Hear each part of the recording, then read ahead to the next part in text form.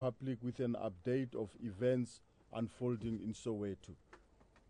Police have arrested a total of 68 people and recovered 8 unlicensed firearms during public violence and looting of foreign nationals' spaza shops in Soweto that started late on Monday and is still continuing. 8 of the suspects that have been arrested are foreign nationals and were found in possession of 7 unlicensed firearms. The other firearm belonged to a local person.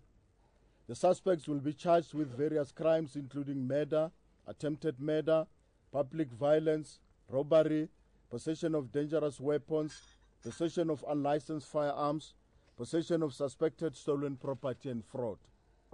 Allegedly, violence started on Monday at Snake Park in the Dobsonville policing area when a group of boys robbed the shop of a foreign national, and one of the boys was fatally shot and another injured.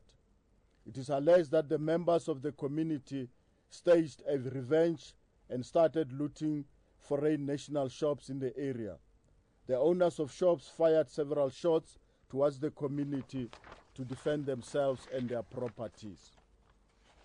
In the process, they were identified and police arrested them and confiscated unlicensed firearms.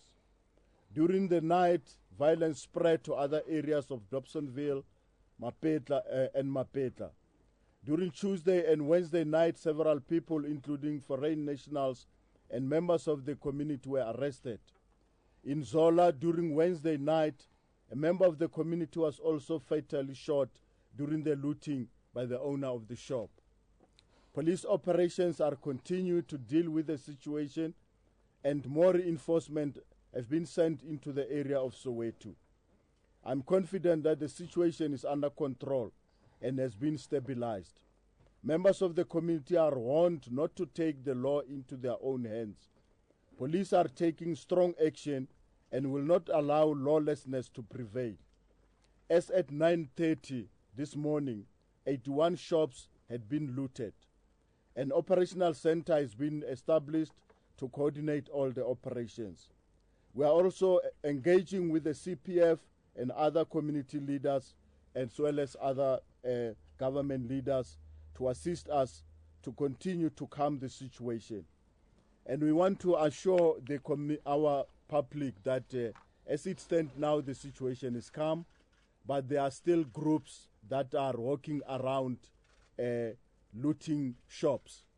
The challenge that the South African Police Service is having is that these are informal shops and we don't know where they are situated, and we only react on information. Some of them, of these shops, are in garages, some of them are in houses, so it's very much difficult to say where are these shops. At this point in moment, the situation is calm. We react when we get information that a shop is being looted. Many of these foreign nationals have left the area for their own safety, and where they are now, we are very much convinced that they are safe. I thank you. Thank you.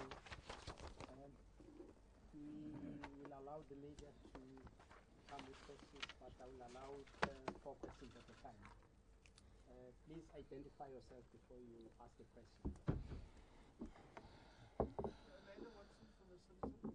General, why is it taken Monday night, Tuesday night, Wednesday night, today, for this operation to get going, to take care of the situation? There's been no cops, they've been out chasing zamas all night, but they're not in the area. Nothing here from SABC News. I just want clarity. The situation is the way now. Is it a xenophobic situation or is it around crime? Can you just give us clarity on that?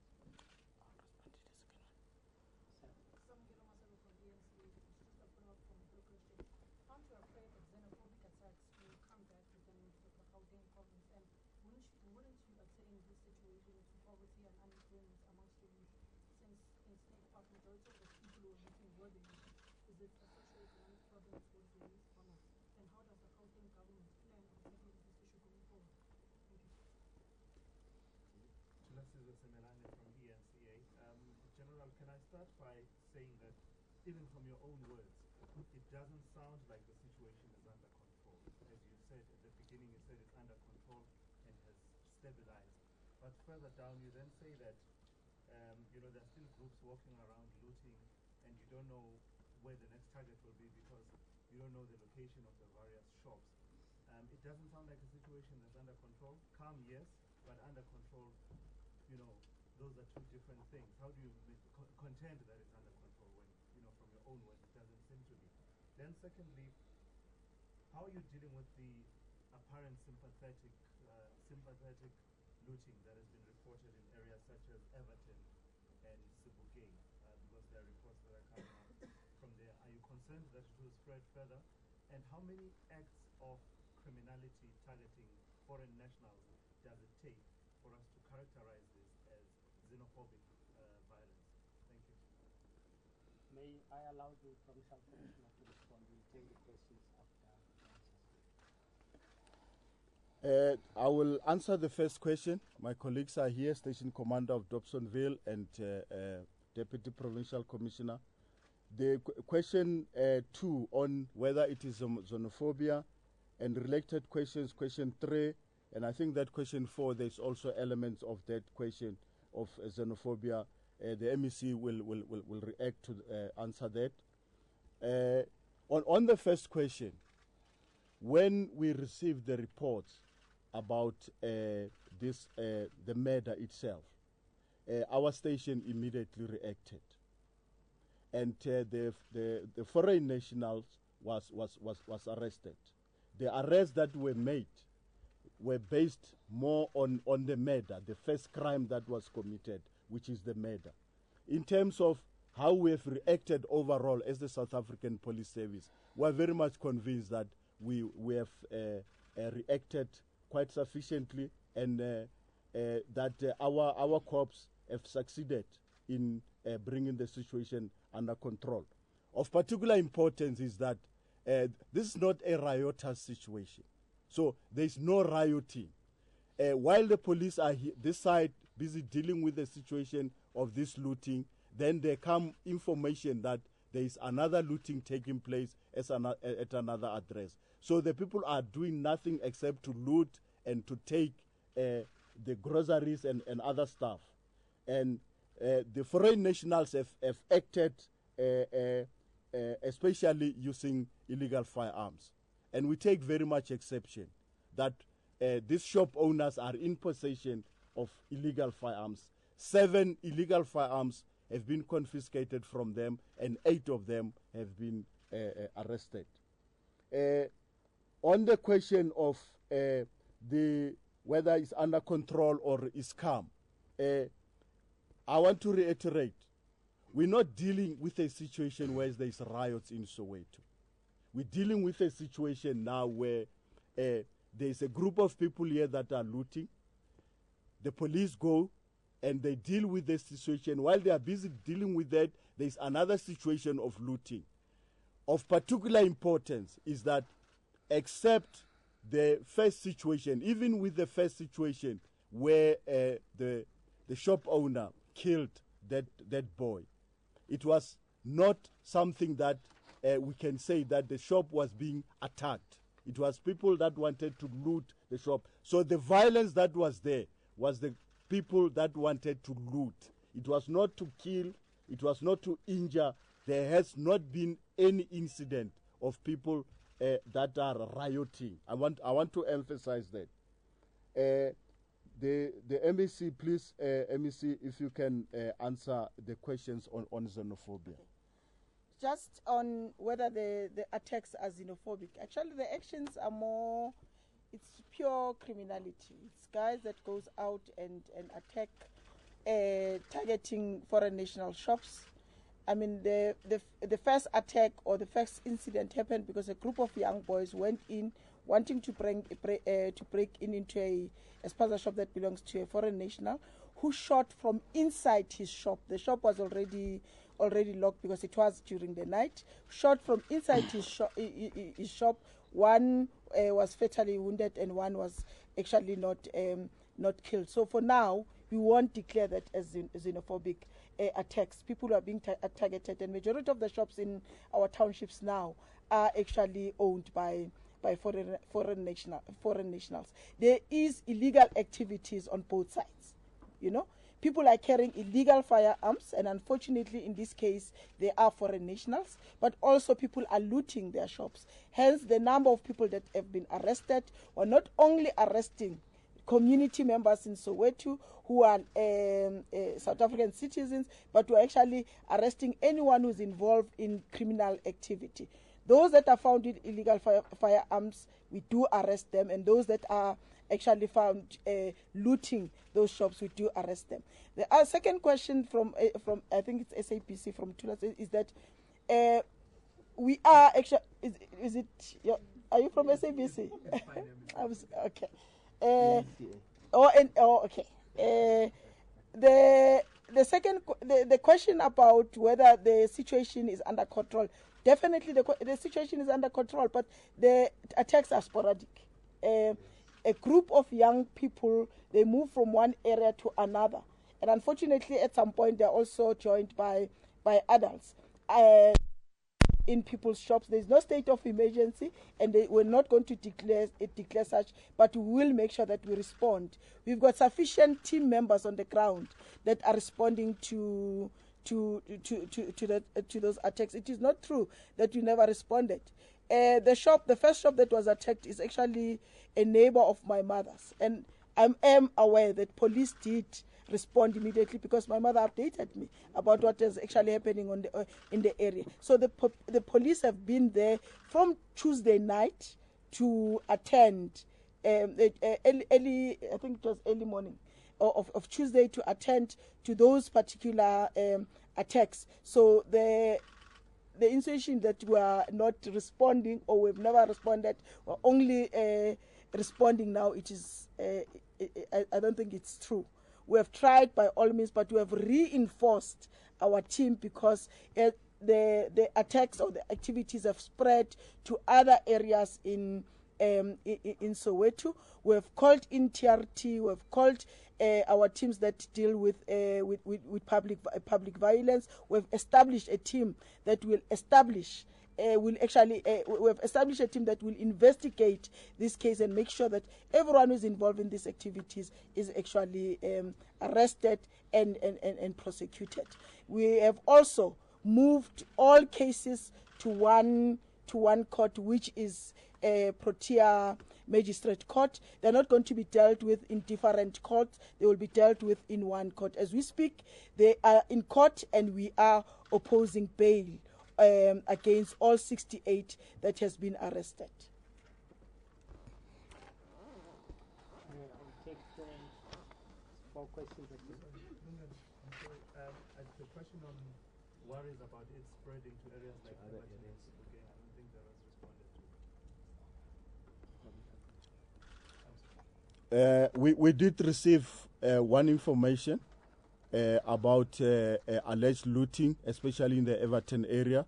I spoke personally with the cluster commander, who told me that there was a group of small boys which they suspected are Nyaope smoking, and when they saw the police, they ran away. That was the only incident that was reported.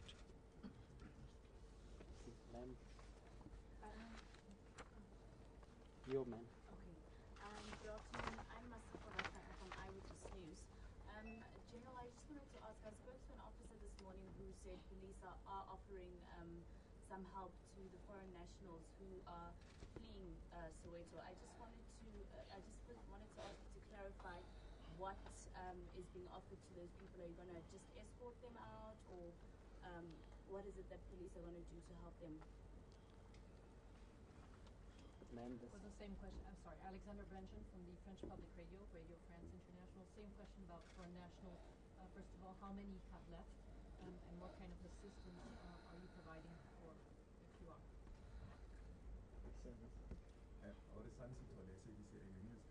On the issue of 11 illegal firearms, does it mean that the police are failing to turn down illegal firearms if foreign nationals happen to be having illegal firearms? Last question, Dave, sir. My name newspaper Suluhanga from Daily Newspaper. A follow-up question to my colleague. What would be the strategic plan for the police to curb the problem of illegal firearms among the residents in different functions? Let me take the last question. Steve from Background News. I just wanted to know if the police are following up on where the foreign nationals are actually getting these firearms from, and apart from this case, has there been any other arrests with foreign nationals in connection with illegal firearms or unlicensed firearms?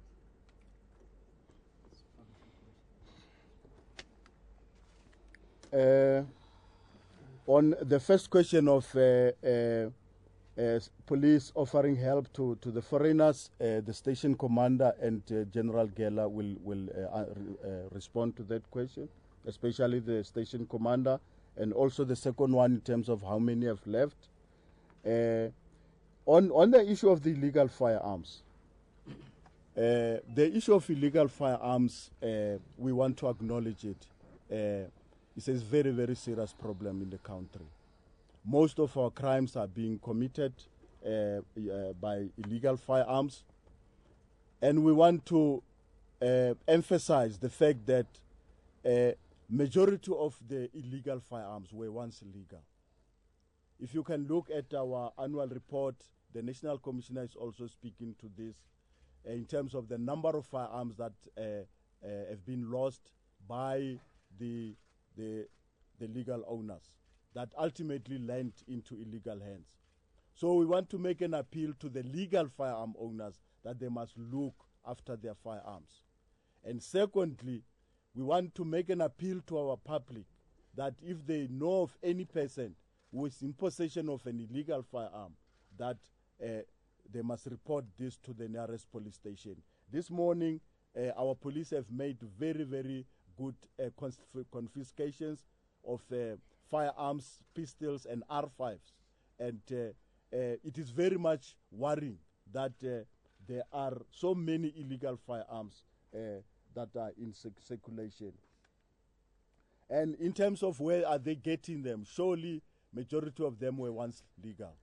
So it is a legal person that loses his firearm, or one way or the other, the firearm is either robbed or it is stolen.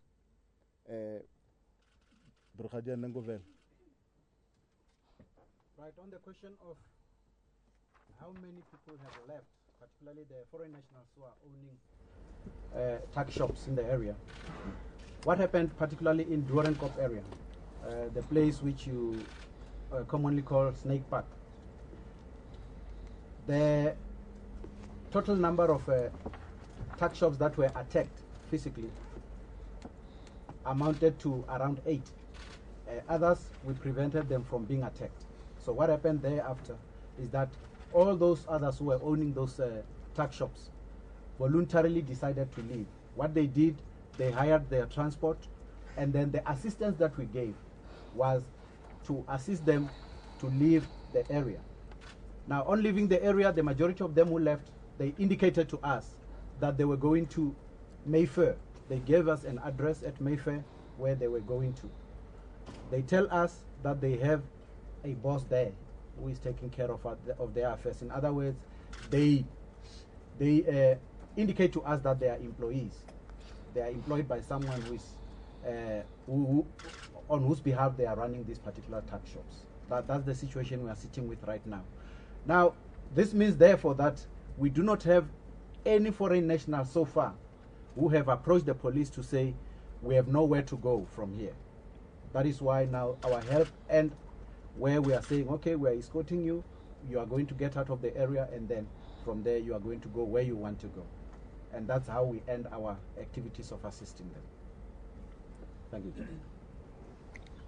I will take the last 4 questions, and then other questions you can make the one-to-one interview with the provincial commission for policy. Ma'am, sir. My last question is, I wanted to know when the foreign national who shot the child is appearing in court, or today. I'm not sure if that happened. Ma'am? Sorry, ma'am, which media? Jack Randy News. Jack Randy News. Ma'am? From the newspaper. going back to the thing we're saying, you first dealt with the matter as a criminal matter before it became an issue of the looting.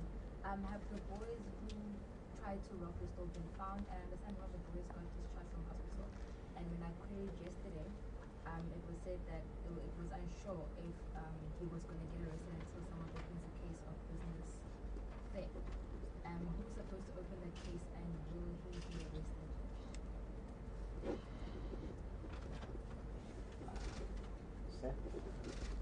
Ntanta Silume from KFM News. There's a video clip that's circulating on social media of police officers actually taking part in looting. Are you aware of this video footage? And if so, what actions are you going to be taking against police officers who do take part in this? I'll respond to that. Yes. Thank you very much. I'm the provincial from the Star newspaper. This incident of looting and criminality would not have happened at the worst possible time when the police in the province are having a shake-up of their own, with the reports of redeployment and deployment of senior managers to other areas and provinces. Maybe it's a strange coincidence, but I'm just wondering if, that is to some degree impacted on your ability, to react, coordinating, deployment. I just find it as a bit of a strange coincidence. Thank you. Last question. Thank you, Amanda. What's making from the citizen? How many stores of the 80 plus that were taken apart last night or this week so far belong to South Africans, and how many belong to foreign nationals? And I've got at least 2 people dead and 2 people wounded, so our numbers are not coinciding here.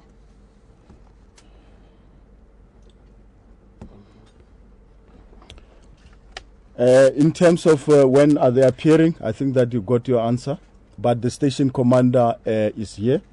We have been informed that they will be appearing in one court, as the station commander have mentioned, in one court, which is Protea. On the issue of who's supposed to open a case, especially looking at that boy who was hospitalized, the station commander will respond to that. On the video clip, the MEC will respond on the question of the video clip. On the issue of the shake-up, I'm not sure whether you are saying that because there's a shake-up, some of those that are shaking up or that are being shaken have colluded with these looters to go and loot. I'm not sure that if that is what you are saying. But this province is having about 33,000 personnel, and all of them, as I'm talking to you, are very much dedicated. They are working to improve service delivery in the province. In terms of how many stores belong to South Africans, how many to the foreign nationals, as well as the numbers, how many were injured, the station commander will report to that. So if we can, Station Commander Brigadier Nangovela, deal with the question of we're supposed to open the case and what is going on with that boy that was shot and injured. You can put that mic on there.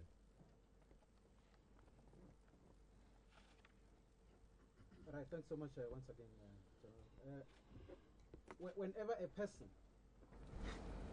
has a complaint, in other words, a complaint of criminality, that person is eligible to open a case, to register a case with the police and indicate the nature of a complaint that person has that he wants police to deal with. That's the long and short of who is supposed to open a crime. Now, on the other hand, if the police can arrive at a particular area and they find that people are involved in criminality, police are duty bound in terms of the law to open a case in relation to the incident that has taken place. That's how we work in terms of the law. Thank you. I think that one has been answered. When we come to the question of the question was the 14-year-old. The 14-year-old who was injured and is in Whether he was hospital. going to be arrested. Whether he was going to be arrested. Yeah, the one who was injured, we have been told that this person has been taken to the hospital, and we're trying to locate this particular person. After that, we'll interview this person to find the circumstances under which this person got injured. And then, if the evidence that we have at our disposal suggests that this is the same person who was shot during the time at which the person who shot the other one dead was defending himself, definitely we will have to proffer certain charges against this particular person in order for us to deal with the case holistically. Thank you, John. Thanks, MEC, on the video clip. On the video clip, we have already acted against the individual that is identified in that clip. The internal processes are being followed of charging that that individual. We know where the van is from. It's actually from Dobsonville, and the officer is also from Dobsonville. So the disciplinary processes are being followed, and he is definitely going to be formally charged. In terms of how many shops that were looted are foreign and how many are locals. Remember, there are very few shops that were looted directly. Majority of the shops, people decided to move their things to a safer place. But currently, none of the locals have been attacked. Only shops that belongs to Pakistanians have been attacked. And remember this: we suspect that it is a revenge attack. They're responding to the boy that was killed on Tuesday night. And let me also indicate that the shake-up has got nothing to do with our operations.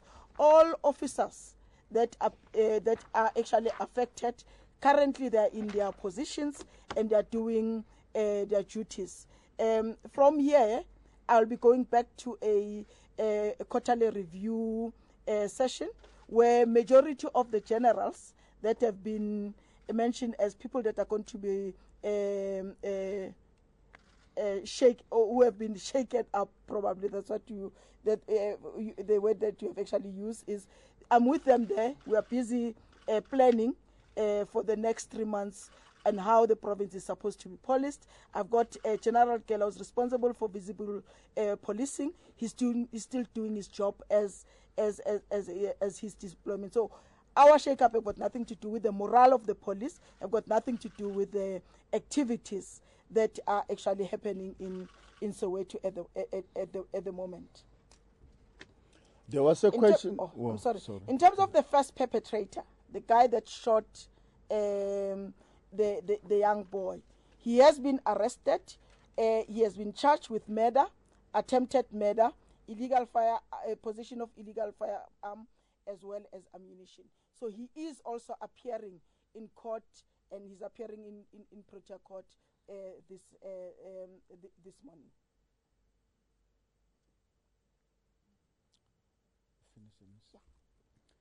In terms of the number of those that have been killed, we can confirm that 2 people have been killed. We've mentioned about the boy.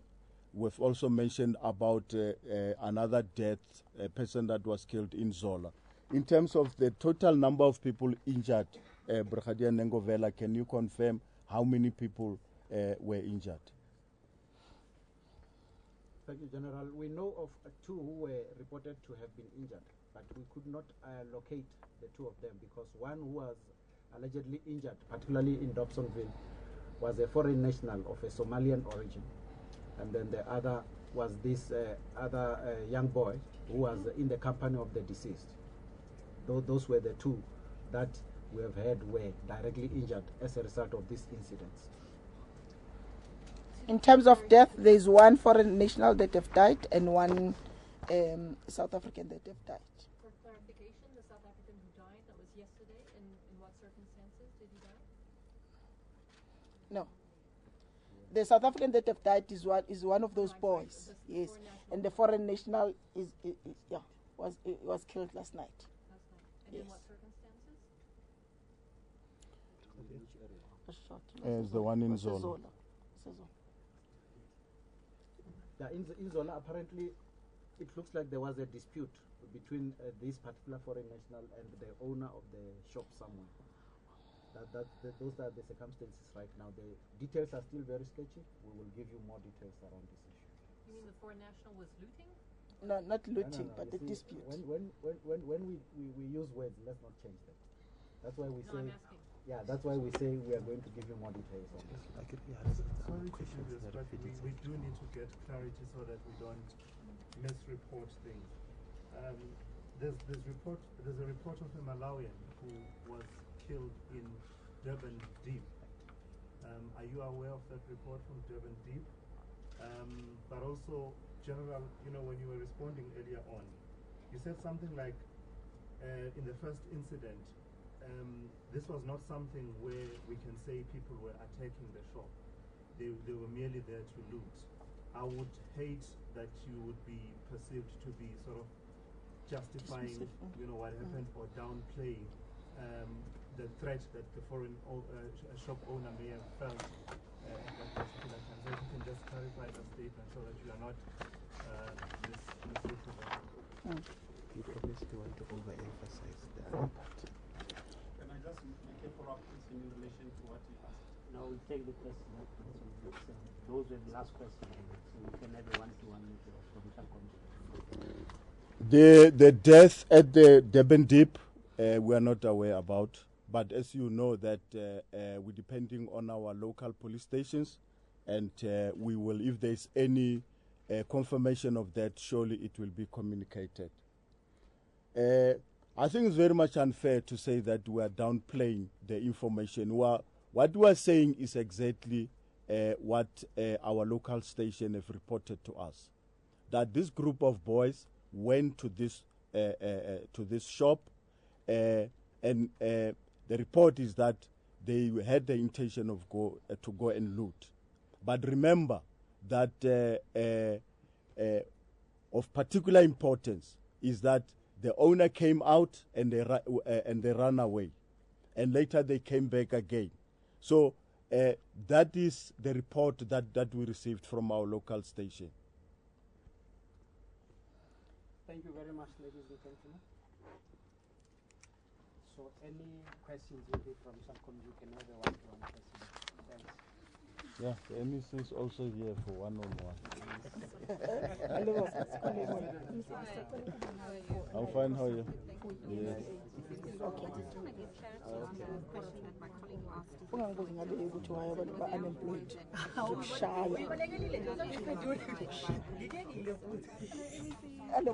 Karen from Power FM. Yes, Karen. I'm not aware of that. The boy who was shot by the police in the whole of this incident. We don't have any report of our members. Will they do it quarter past 3? Can you take his numbers so that because I'm in a workshop, so that when it's about to be quarter past 3, you phone him and then I go out. But as of now, you haven't heard anything about a young boy being shot. I always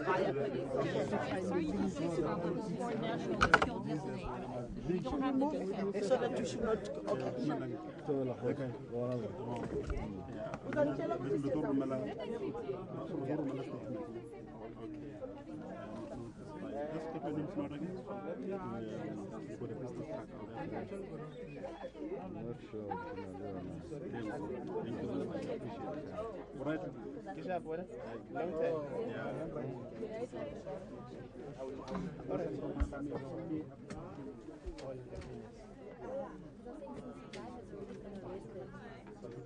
Yeah, now we can go. Kulungile baban. Yeah. Oh, you mean it?